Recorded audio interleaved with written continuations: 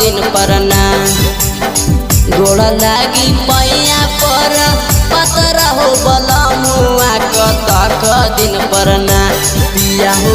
भ कहिया घरबा कतक दिन परना पिया हो भ कहिया घरबा कतक दिन परना गोड़ लागी पैया पर पतरा हो बलमुआ कतक दिन परना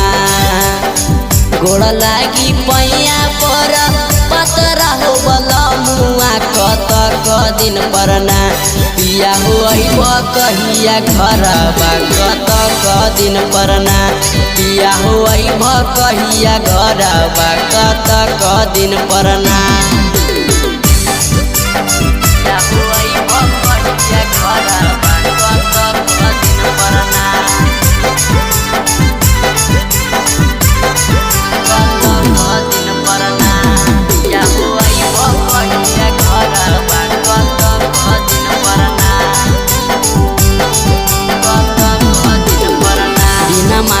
कटत पिया कटत नहीं रतिया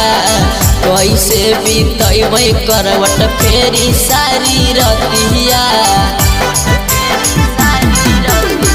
दिन माता कटत पिया कटत नहीं रतिया कैसे बीतबै करवट फेरी सारी रतिया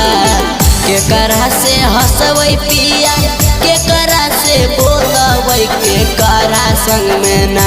करबै दिलवा के बतिया केकरा संग में ना पिया हो भ कहिया घरबा कतक दिन परना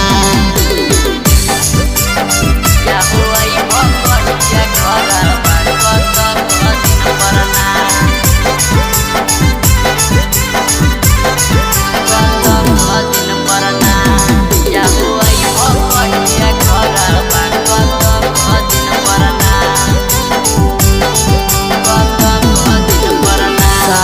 ननद के बोलिया सहलो नहीं जईत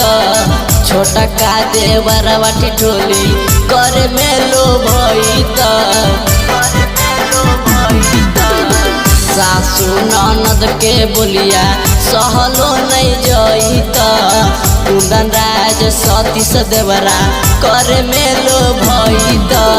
कैसे हमें कहिए पिया दिलवा के बतिया कब अबना